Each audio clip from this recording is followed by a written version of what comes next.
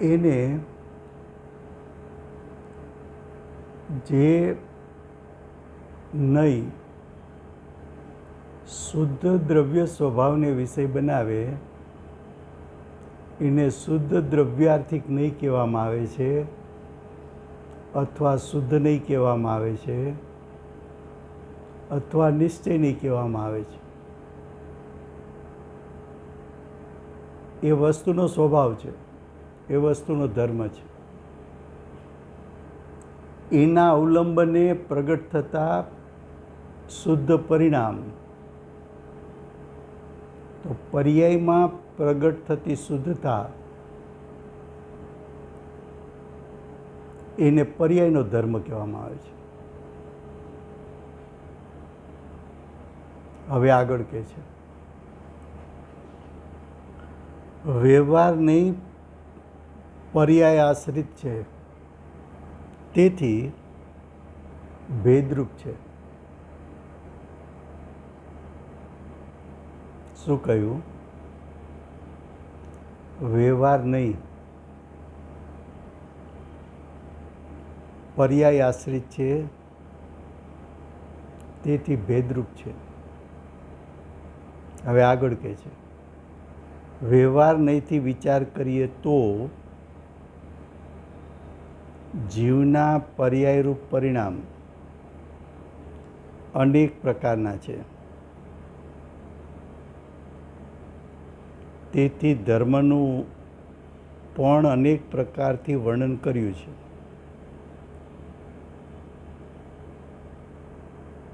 ફરીવાર,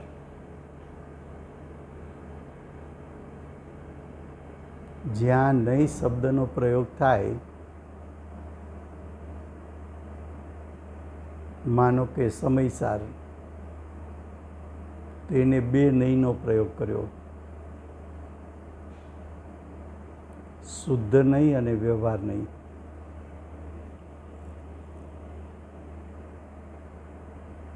શુદ્ધ નહીં એટલે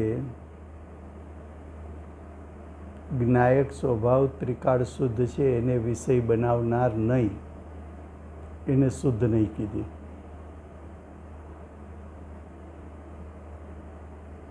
પર્યાય નહીં એટલે કે જે નહીં ભેદને વિષય બનાવે, એને પર્યાર્થિક નહીં કીધી. ભેદ બે પ્રકારના છે, ગુણભેદ, પર્યાય ભેદ.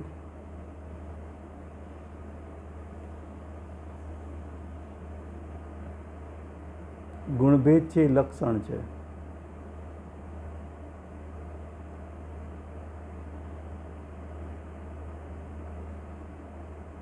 પર્યાય ભેદ છે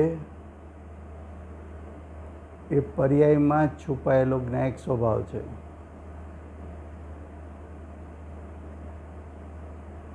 ગુણભેદ લક્ષણ છે, તો લક્ષણ દ્વારા લક્ષ ગ્રહી શકાય, તો લક્ષણ પણ વ્યવહારનો વિષય છે. 7 તત્વ એ પર્યાય છે. પુણ્ય, પાપ, આશ્રવ, બંધ, સંવર, નિદ્રા, મોક્ષ પર્યાય છે. પર્યાયમાં છુપાયેલો જ્ઞાયક એ પર્યાયને ગૌણ કરતા જ્ઞાયક ઉપર દ્રષ્ટિ જાય છે. તો પર્યાય પણ ભેદ છે. પર્યાયના ભેદ અનંત, કારણ કે જીવની પર્યાય અનાદિથી અનંત કાળની અનંત થાય છે.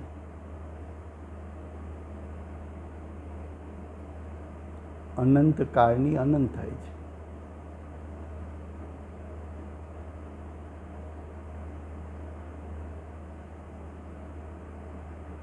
તો જેટલા ભેદ પર્યાયના પાડો,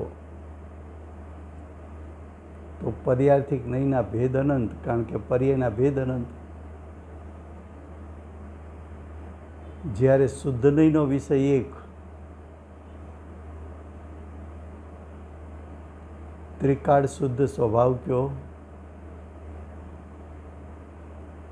એને જ્ઞાયક સ્વભાવ કયો, એને શુદ્ધ ભાવ કયો,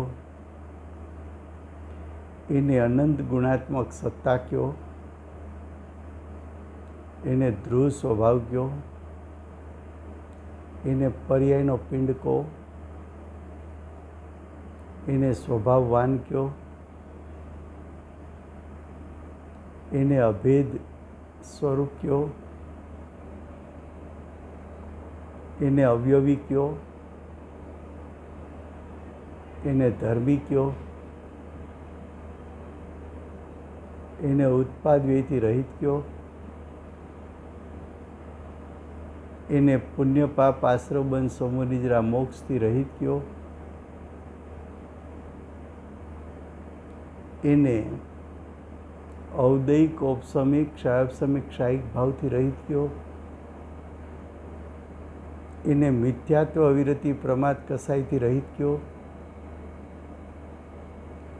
એને મોહ રાગ દ્વેષથી રહિત કયો,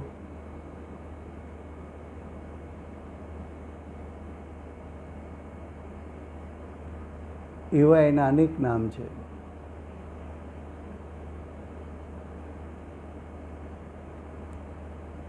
તો શુદ્ધ નહીંનો વિષય છે એ જ દ્રવ્યાર્થિક નહીંનો વિષય છે, એ જ નિશ્ચય નહીંનો વિષય છે.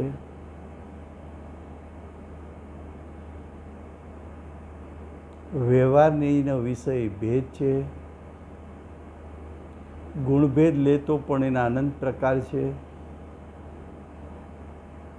પર્યાય ભેદ લેતો પણ એના અનંત પ્રકાર છે. તો વ્યવહાર નહીં ભેદને આશ્રિત છે, એક અર્થ એવો થાય.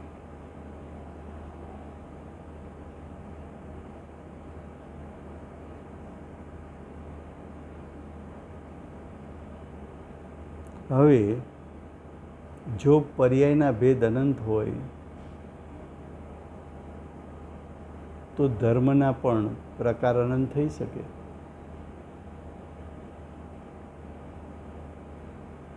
એ અનંત પ્રકારમાંથી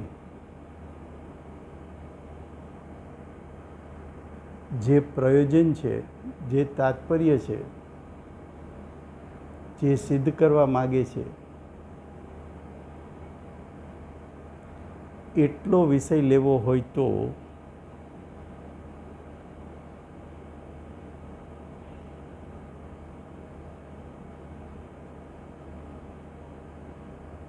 પ્રયોજનવશ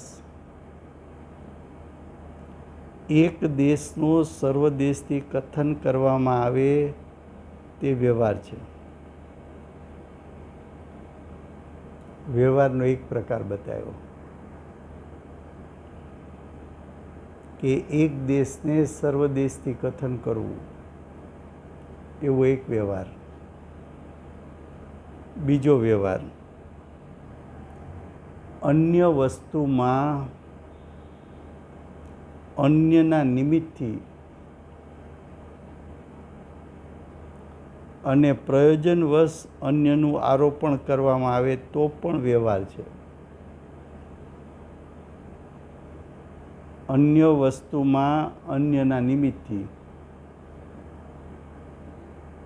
માટીના ઘડાને ઘીનો ઘડો કેવો? તો માટીના ઘડામાં ઘીના નિમિત્તથી પ્રયોજનવશ, એટલે કે ઘી શેમાં છે એ દર્શાવવા માટે એ ઘડાને ઘીનો ઘડો કહ્યો. તો પ્રયોજનવશ આરોપણ કર્યું. ઘડો તો માટીનો જ છે, ઘીનું આરોપણ કર્યું.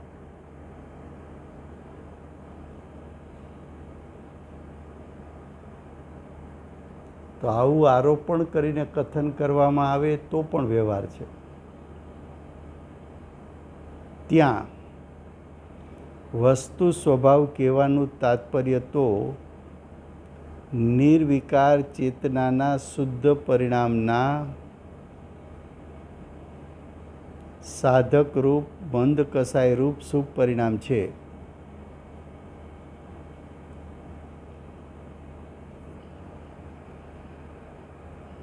તથા તેમના કારણે જે બાહ્ય ક્રિયાઓ છે તે સર્વને વ્યવહાર ધર્મ કહેવામાં આવે છે.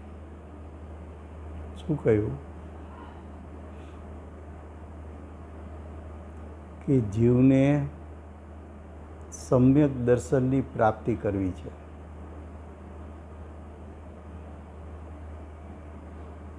તો જીવ સ્વભાવલક્ષી તત્વ વિચાર કરે ત્યારે એના પરિણામમાં સેજે મંદ કસાઈ ઉત્પન્ન થાય છે.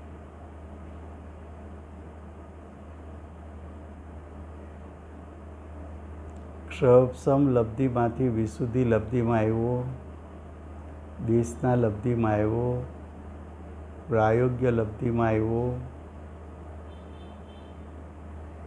તો ક્રમશઃ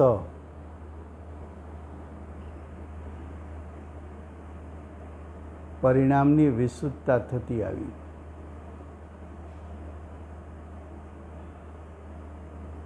એ પરિણામની વિશુદ્ધતા થતી આવી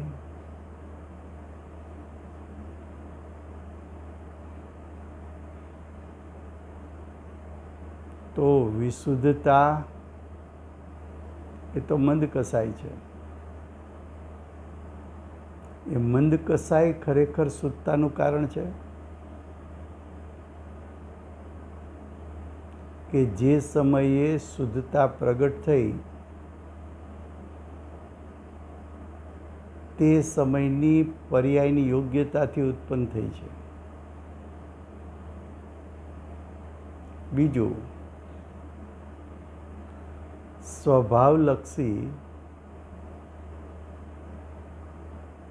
લબ્ધિના પરિણામ ઉત્પન્ન થયા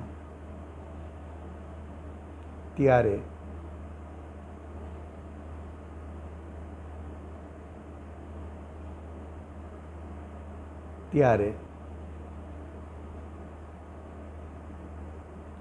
એમાં મંદ કસાયની મુખ્યતા હતી, સવિકલ્પ દશામાં કે જ્ઞાયક સ્વભાવની મુખ્યતા હતી.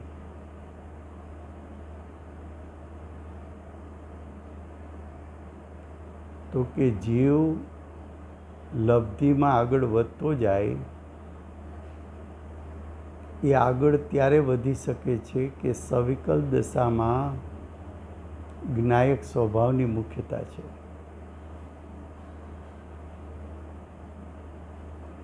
ત્યારે મંદ કસાયની મુખ્યતા નથી, છતાં પરિણામમાં મંદ કસાય છે.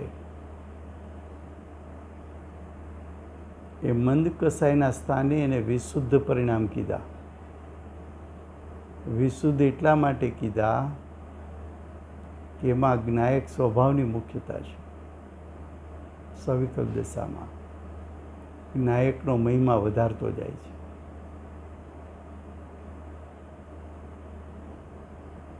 જે સમયે સમ્યક દર્શન થયું ત્યારે પૂર્વ પરિણામને કારણ કીધું. એવો ઉપચાર કરવામાં આવે તો તે પણ વ્યવહાર છે.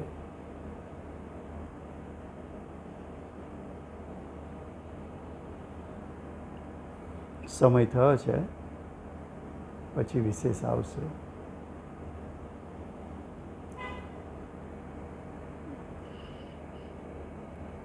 બોલીએ તીર્થના નાયક, તીર્થના સ્થાપક, તીર્થના પ્રવર્તક શ્રી સિમંદર ભગવાનનો જય હો. આખરી શાસન નાયક બાલ બ્રહ્મચારી શ્રી મહાવીર ભગવાનનો જય હો.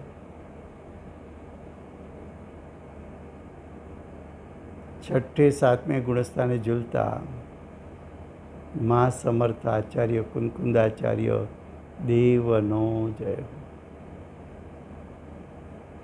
સાક્ષાત ઉપકારી પરમ કૃપાળુ શ્રી સદગુરુ દેવનો જય.